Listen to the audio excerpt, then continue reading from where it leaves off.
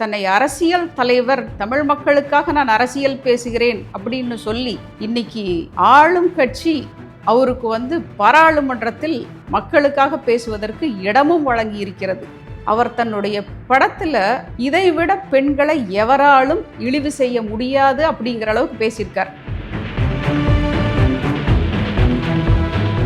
அதாவது ஒன்று, நீங்க திறமையானவங்களா இருங்க, புத்திசாலிகளா இருந்துக்குங்க, ஆனா சிறிய நியாயம் கூட உங்ககிட்ட இல்லை அப்படிங்கிறத நாங்க எங்க சொல்றதுன்னே தெரியல. பெண்ணாவே நடத்துறதுல you are just a sexual object, you are a flesh for us அப்படின்னு மணிரத்னமும் கமல்ஹாசனும் சொல்லியிருக்காங்க.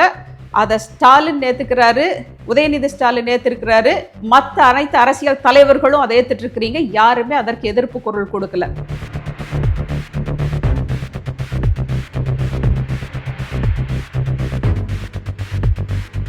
வணக்கம். இன்னைக்கு எனக்கு ஒரு பெரிய ஆச்சரியம். நான் தமிழக பெண்கள் இயக்கத்தில் பெண்கள் அரசியல்னு பேசிகிட்டு இருக்கிறேன். ஒரு பெரிய ஆச்சரியம் என்னென்னா, இப்போ தக் லைஃப்னு ஒரு படம் வந்துச்சு. அந்த படத்தை தெரிஞ்சோ தெரியாமலோ அந்த முதல் நாளே எனக்கு பார்க்க வேண்டிய ஒரு சூழ்நிலை வந்துடுச்சு. அந்த படத்தை பார்த்ததுக்கப்புறம் ஒரு தன்னை அரசியல் தலைவர், தமிழ் மக்களுக்காக நான் அரசியல் பேசுகிறேன் அப்படின்னு சொல்லி இன்னைக்கு ஆளும் கட்சி அவருக்கு பாராளுமன்றத்தில் மக்களுக்காக பேசுவதற்கு இடமும் வழங்கி இருக்கிறது.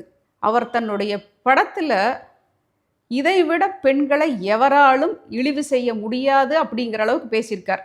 எந்த பெண்களும், மாதர் சங்கங்கள் அல்லது கம்யூனிஸ்ட் கட்சியில் இருக்கக்கூடிய பெண்கள் யாருக்குமே இது தெரியலையான்னு தெரியல. சோசியல் மீடியாவில் அவ்வளோ டீசிங் போய்கிட்டு இருக்குதான். 21ஆம் நூற்றாண்டு பெண் குழந்தைகள் படித்து சரியான வேலைக்கு போய் பயங்கரமாக சம்பாதிக்கிறாங்க.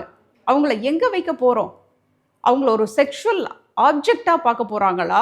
ஒரு பாலியல் பொருட்களாக பெண்களை நம்ம இப்போ பார்க்க போகிறோமா? அப்படி ஒரு படத்தை தான் கமல்ஹாசனும் மணிரத்னமும் எடுத்திருக்கிறாங்க. அதாவது கமல்ஹாசன் ஒரு டயலாக் சொல்கிறார். திரிஷா ஒரு பாலியல் தொழில் செய்யக்கூடிய ஒரு இடத்துல இருந்து அவர் மீட்டுட்டு வர்றார்.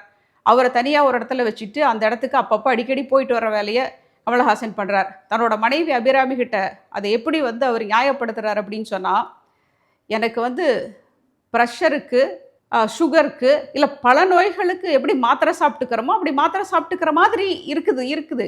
அப்படி நீ அப்படி தான் எடுத்துக்கணும் அப்படிங்கிறார். இதை பார்த்துக்கிட்டு எந்த பெண்களுக்கும் முற்போக்கு பேசுகிறீங்களே, நடிகைகள் இருக்கீங்களே, முற்போக்கு பேசக்கூடிய யாருக்குமே உங்களுக்கு எதுவுமே தோணலையா? இதை பார்த்து ரசிச்சுட்டு வர்ற மாதிரியா இருந்தது? அந்த படம் முழுவதுமே பெண்களுக்கான அநியாயம்தான். இதில் இந்த படத்தில் இதை சென்சார் எப்படி விட்டாங்கன்னு தெரியல. இதை பார்த்து எந்த ஒரு கம்ப்ளைண்ட் இது வரைக்கும் ரிஜிஸ்டர் பண்ணுறது எதுவுமே நடக்கலை. ஏற்கனவே தமிழக பெண்கள் இயக்கம் வீடியோவில் நான் பேசியிருந்தேன். அலைகள் ஓய்வதில்லைங்கிற ஒரு படம். ஏன் இப்படி சினிமா மூலமாக பெண்கள் வளர்ச்சி இப்படி நீங்களாம் தடுக்கிறீங்க? பெரிய பெரிய டைரக்டர், பெரிய பெரிய நடிகர்னு சொல்லிட்டு எனக்கு தெரியல. அதில் அந்த அலைகள் ஓய்வதில்லை படத்தில் பாரதிராஜா எடுத்திருந்தார். அந்த படத்தில் அந்த அண்ணன் கெஞ்சுவான், அம்மா நீ படிக்க போவாமா, காதலன் கார்த்திக்கு ஓடிப்போன்னு கூப்பிட்டு போன்னு சொல்லுவான். அன்னைக்கும் ஓடிப்போ, படிக்காத, கல்யாணம் பண்ணிக்க சின்ன வயசுலேன்னு சொல்கிறதும் பெண்களை ஒன்லி ஒரு பாலியல் ஆப்ஜெக்டாக மட்டும்தான் பார்க்குறாங்க.